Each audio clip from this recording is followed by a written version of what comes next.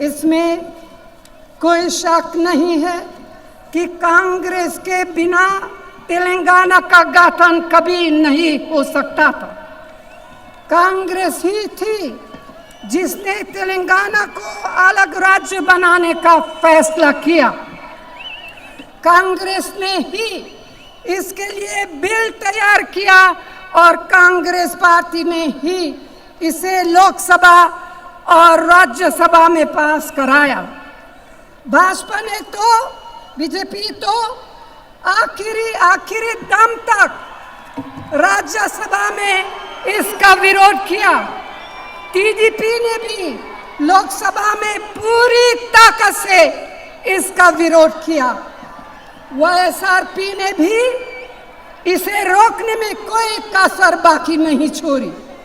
TRS की भी इस बिल को तैयार और पास कराने में कोई भूमिका नहीं रही। टीआरएस का गठन जो अप्रैल 2001 में हुआ, उससे भी 7 महीने पहले सितंबर 2000 में 40 से भी ज्यादा कांग्रेस के हमारे विधायकों ने महबूब नगर में बैठक की, जिसमें तेलंगाना राज्य का एक प्रस्ताव पारित किया, जिसे मुझे भेजा गया है। तो भाइयों और बहनों, कांग्रेस ने तेलंगाना बनाने का फैसला इसलिए किया ताकि आंध्र प्रदेश के 10 जिलों के 4 करोड़ लोगों की लोकतांत्रिक आकांक्षाएं पूरी हो सके। एक और वजह थी यह फैसला कांग्रेस ने सामाजिक न्याय के प्रति अपने पक्के इरादे को ध्यान में रखते हुए ही किया। हमारे लिए सामाजिक न्याय का मतलब समाज के उन कमजोर तबकों के हाथों में राजनीतिक ताकत देना है, जिसमें दलित, आदिवासी, पिछड़े वर्ग, माइनॉरिटीज, महिलाएं और नौजवानों की सभी शामिल हैं। भाइयों और बहनों, तेलंगाना की हर एक महिला और पुरुष ने हमेशा उन सेक्युलर मूल्यों और परंपराओं की रक्षा की है जो सदियों से हमारे भारत की रूह है, हमारे भारत की आत्मा है। महात्मा गांधी, देश के सभी स्वाधीनता सेनानियों और हमारे महान नेताओं का भी यही संकल्प था।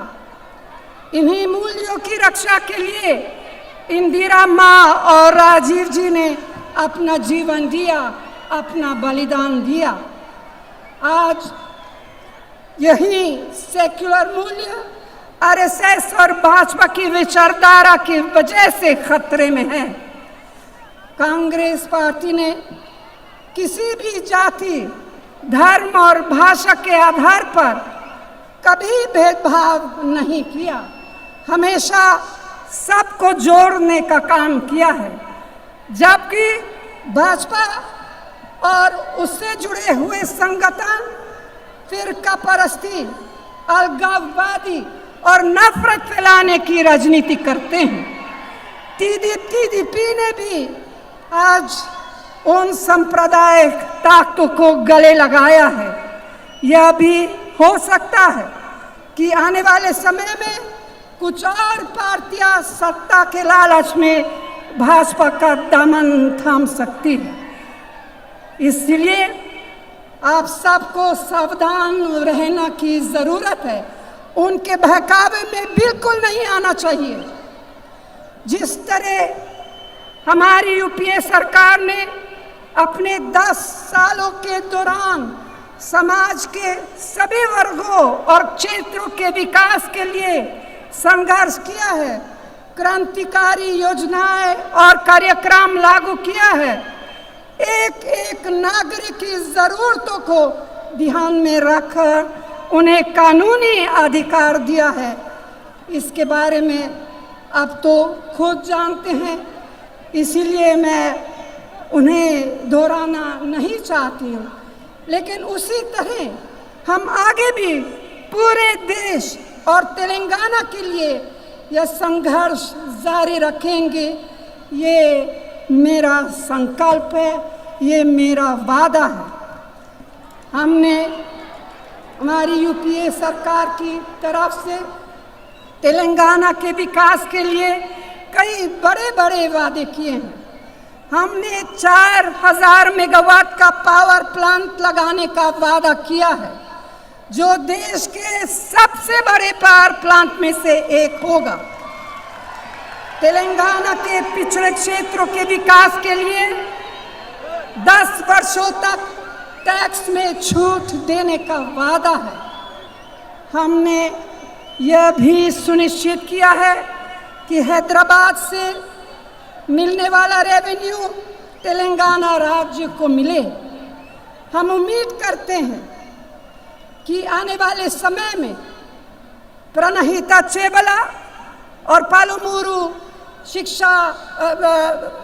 सिंचाई योजनाएं को राष्ट्रीय परियोजना घोषित किया जाएगा। तेलंगाना के लिए कांग्रेस पार्टी ने चुनाव घोषणा पत्र भी जारी किया है। इसमें हमने कई वादे भी किए हैं, जिनमें किसानों के कर्ज के बोझ को